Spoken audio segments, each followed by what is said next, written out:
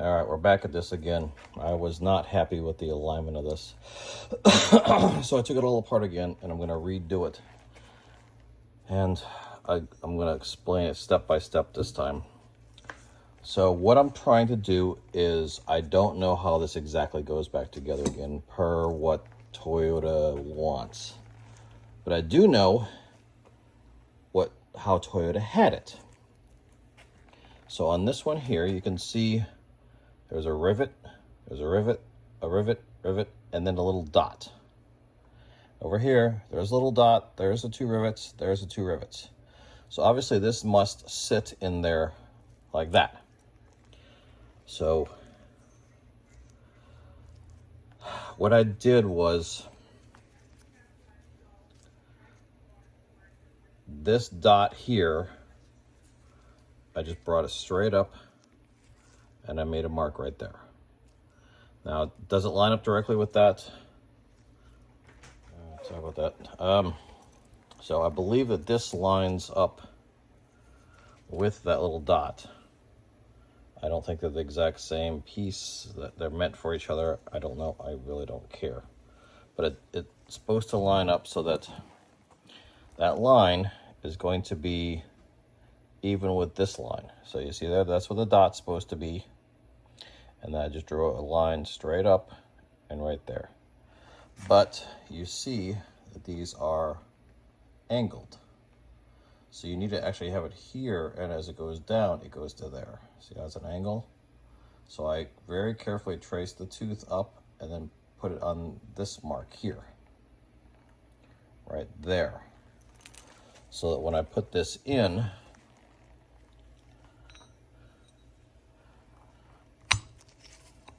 it is actually going to line up with that mark. And of course, it's slippery with the oil and everything else, so it's a real pain to do this, especially one-handed.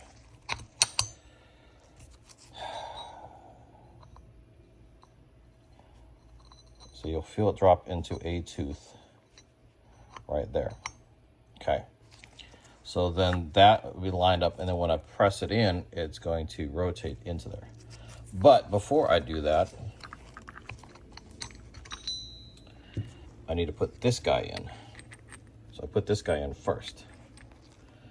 Now this was the pain because unfortunately on this side I didn't mark it. So I had to figure out where this goes. And what happens is these three here, or these three here, the guide pin goes here, and the 1, 2, 3, 4 bolts go in there, and then the other 4 bolts go in for the actual, for this guy. So I need to figure out where this goes, because this has to line up with this, and then the rotation happens. So it has to, this and this have to line up somewhere in here. So it could be here, it could be here, it could be here. This is the key element as to what's the best for the timing.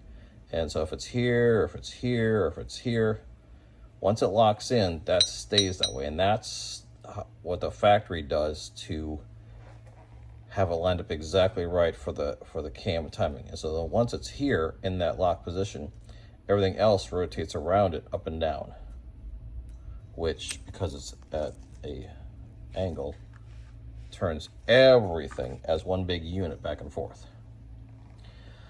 So this is the puzzle. So this, and then this, and then this. So this line has to be lined up here as it presses in, and then this has to be lined up here, and it all moves up and down by itself. So it's so freaking difficult to figure it out. And again, I'm gonna go back to what I originally said. Do not take this apart, period.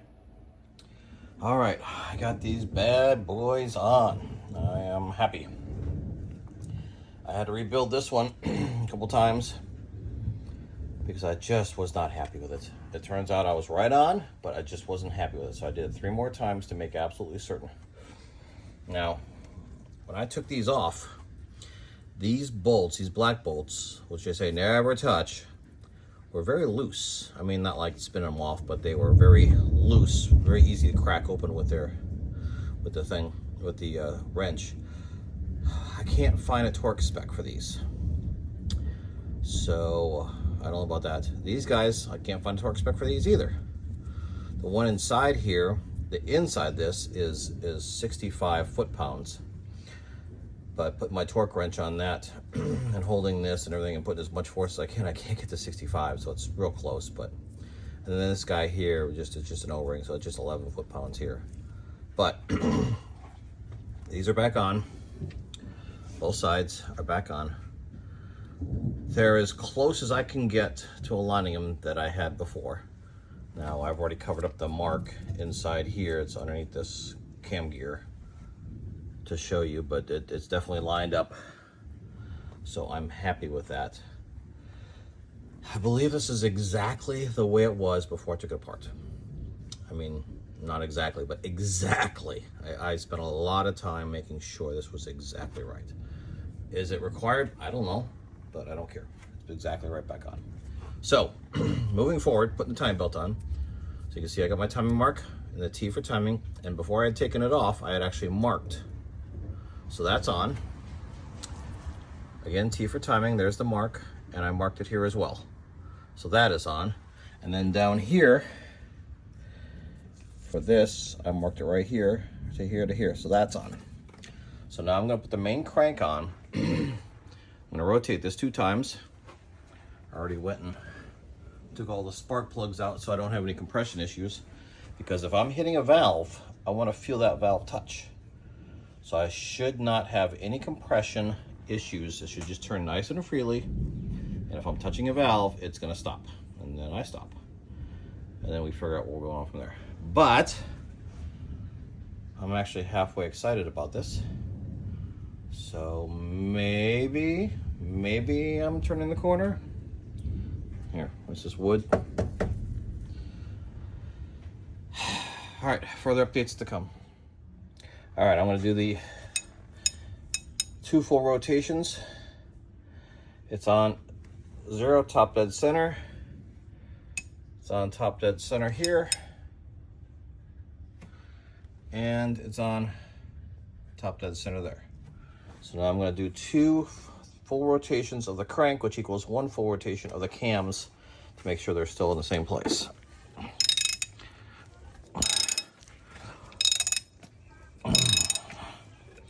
So here comes the first full rotation of the crank, and notice no timing marks.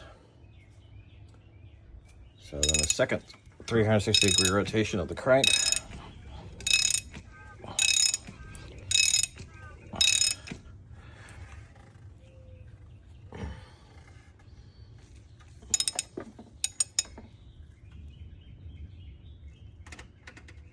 And there.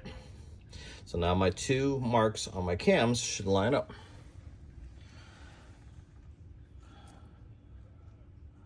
One, 2. I'm happy. Now I'm going to do it again, just to make sure that there's nothing pulling or squeaking. And as a matter of fact, I just realized I screwed up. I forgot to pull the grenade pin off the tensioner. That would not be good. So again, these guys are in line. So I'm happy with that. I'm gonna pull the grenade pin off camera and spin it one more time just to make sure everything is in line.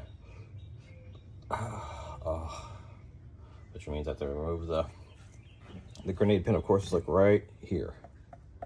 So I gotta move this back off. I gotta take this back off.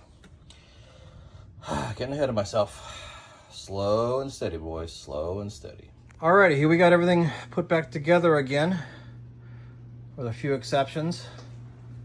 Everything is back together. We still have to add coolant. I'm not gonna add that until we find out if this actually works or not.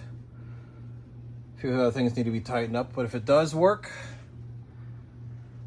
I'm gonna let it warm up, take it for a test drive, watch me get the code again, so all this was for naught, and then start all over again. But anyways, the car is back together again. Next, I'm gonna put up the tripod, set it all up, showing you the car, and try to start it in real time and see what happens. All right, we're gonna go ahead and try to start this and see what happens. I'm fully expecting it to run like crap. The VVTs need to pressurize with oil, and who knows, maybe I left a few things disconnected. So this will be the very first try of this car to start it back up. Let's see what happens.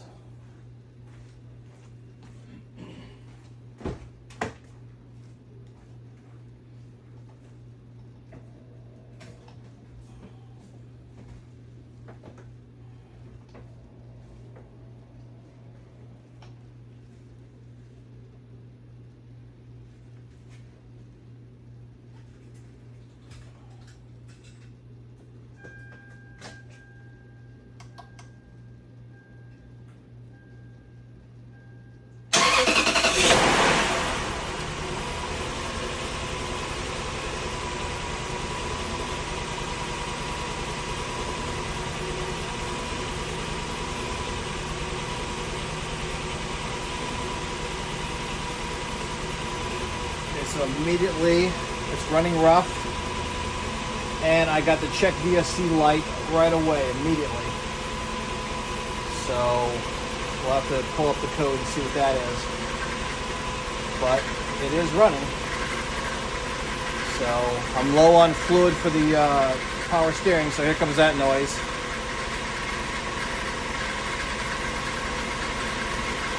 But it is running.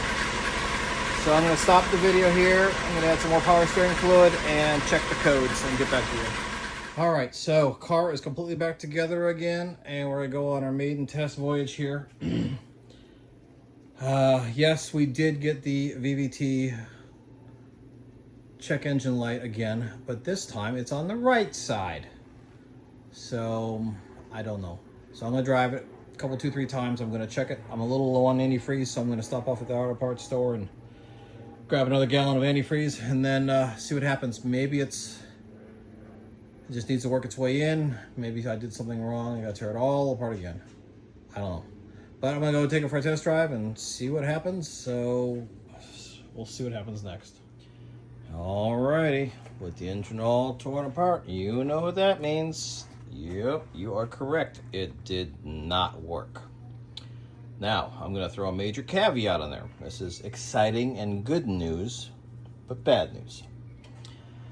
This all started way back in the day with VVT number 1 having the code, which was saying P1349, which was the OCV, which was not the OCV. So you see it's a new OCV.